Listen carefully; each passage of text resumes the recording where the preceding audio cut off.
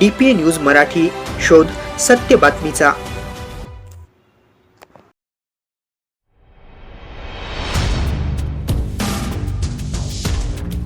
त्र्यंबकेश्वर तालुक्यातील पहिने ग्रामपंचायत येथे पिण्याच्या पाण्यासाठी महिलांना करावी लागते वणवण।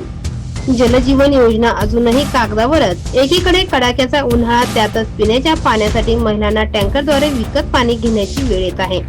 यावेळेस ग्रामस्थांनी आक्रमक भूमिका घेत जलजीवन योजना लवकरात लवकर पूर्ण करावी, असेच संबंधित ठेकेदार त्यांच्याशी संपर्क केला असता ग्रामस्थांना व ग्रामपंचायत अधिकारी यांना उडवाउडवीची उत्तरे संबंधित ठेकेदारांनी दिली। या संदर्भात ग्रामपंचायत अधिकाऱ्यांशी चर्चा केली असता त्यांनी सांगितले की गावासाठी एका विहिरीतून पाण्याची सोय केली आहे, पण त्या विहिरीत पुरेसे पाणी नसल्यामुळे पाण्याचा तुटवडा निर्माण होतो। जलजीवन योजनेत अजूनही अर्धवट असल्यामुळे अशी परिस्थिती निर्माण झाली आहे। कालपासून पाणी सोडले फक्त, आणि उन्हाळ्यावर कुठून पाणी व्हायचं। सारखे टँकरी घेतो आम्ही, हजार रुपयाच्या टँकरी घेतो। ठेकेदार आहे आमचे गावाला, पण मग आता काय करायचं, आम्ही घरात फुटलोय, पाणी भरून आजारी झालो। ठेकेदार आमचे पैसे बिशे सगळे खाऊन घेतो। हा रोड तयार नाही करेल, बारीकले पोरं इकडे बैल गाडी दोडे येते, पाणी नाही, खड्डे करून ठेवले, कुठं जायले वरच्या वर पाईपलाईन करेल सगळी। ही टँकर जर आली तरच पाणी येणार, कोण देणार आहे पाणी? पैसे असले तर पाणी, गरिबांना काय करायचं? मी पहिने गावचा रहिवासी आहे, पण माझ्या गावात 3 वर्षापासून पाण्याची जी योजना चालू आहे जलजीवन मिशन, तर त्या योजनेचं अजून 3 वर्ष झाले पाण्याचा थेंब नाही गावात आलेला।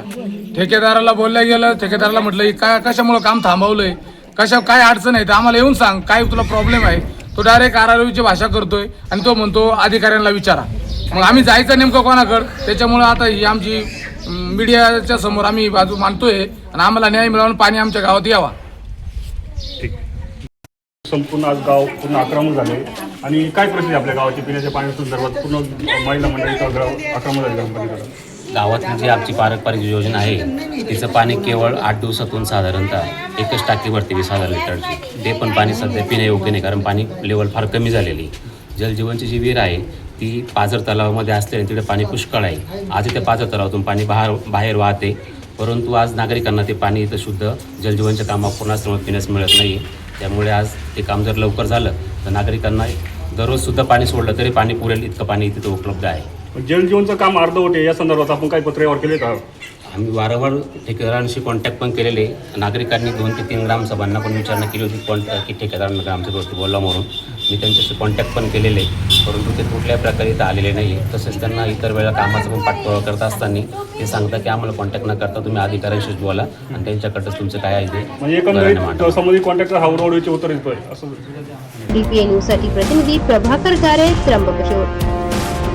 ताज्या घडामोडी व अपडेट जाणून घेण्यासाठी आताच DPA न्यूज चॅनलला सबस्क्राईब करा आणि बेल आयकॉन क्लिक करायला विसरू नका।